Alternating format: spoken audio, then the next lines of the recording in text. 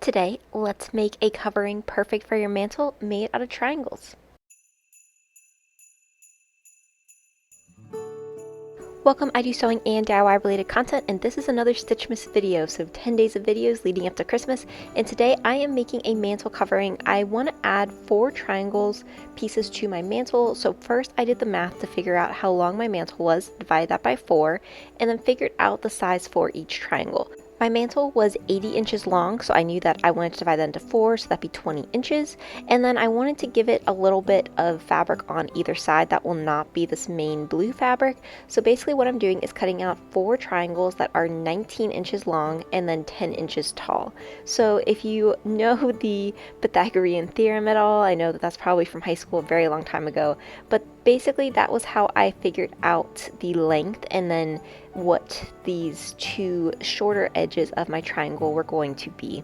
So once I had that 19 inches and then the height of my triangle, I then folded this rectangle in half, as you can see here, and this gave me this one piece of my triangle that I'm going to be able to use. So this is what my triangle is going to look like. It's going to be hanging down off the mantle, so I have the direction of the fabric going the right way. Then I also needed to cut out a few smaller pieces as I want to add some decorations, as you could see, around the border. So I needed 8 little squares, so I did these as 2.5 by 2.5 inches, and then I just continued cutting out the triangles. So I need 4 triangles in total, and then I needed 8 little squares, and then we will be dividing those squares into further triangles as it gets a little further on.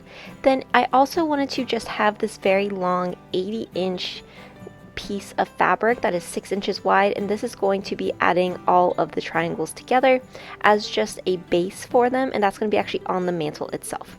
Now my fabric was not long enough to actually be 80 inches, so I cut this out into 2 different pieces of fabric. Next, I then needed to get some of these little rectangles that they are going to be used for the border of the mantle piece, and basically you just want one of those shorter rectangles for each of the side of your triangle, so you would end up getting 8 of those as well. So now with right sides together, you are going to pin your little squares to the longer rectangles that you created using your contrasting fabric. And then you also are going to be taking one of your triangle pieces. So all I did for this was cut my square exactly on the diagonal, and we're going to be attaching that to one end of our rectangle as well. And you are going to make 4 of these, and so we have 4 of those done. And then for the other 4 rectangles that we have, you are only going to be pinning up 1 triangle to the end.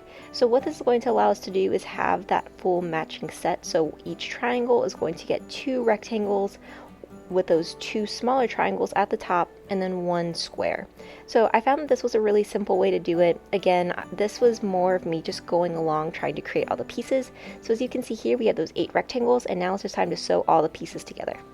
Once it was all sewn together though, it was then time to press everything out. So a lot of this is going to be very repetitive of we're sewing and then we're pressing, that way the seam can be nice and opened. Once I went through and pressed everything, it was then time to start building out the rest of the quilt. So with those newly made pieces, what I'm going to be doing is matching with right sides together. So the rectangle is on the edge of the triangle that we have, and then I'm pinning this up. And as you can see, the blue triangle is actually off that fabric at the top, and that's how we want it, so when you open it up, it's one long line. So now I'm going to sew this together and repeat this for the other 4 triangles. And then I also took this time just to sew those 2 rectangles that I have for the base of my mantelpiece together, so that'd be one long rectangle. So now, very similarly to before, we're just going to now press open all of those seams so that they are nice and smooth, and that we then can continue working on building out our triangles, which is going to be involving adding that last rectangular piece. So you'll have one rectangular piece that has a square and a triangle on it, and that's the one that we are going to be attaching now.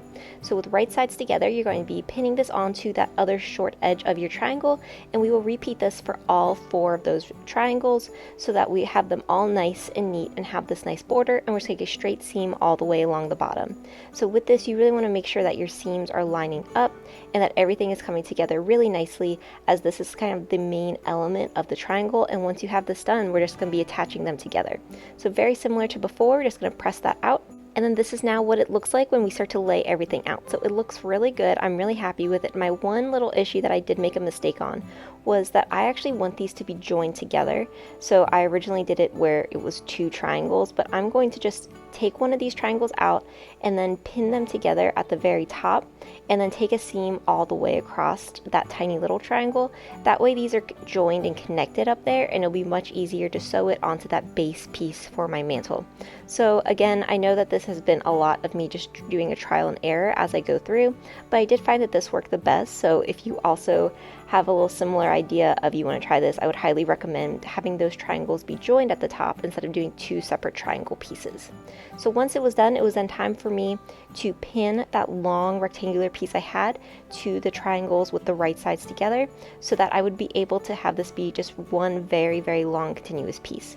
I did add a little bit of that gold border on either end of this long rectangular piece just to give it a little bit more definition and tie it back into the triangles themselves, but that was really an optional step and you didn't have to do it. So now I just got ready to take that one very, very long seam. This took a while just because it was so long, but it was a really big piece of it all coming together. Once that was done, I then pressed everything open. It's really coming together well at this point.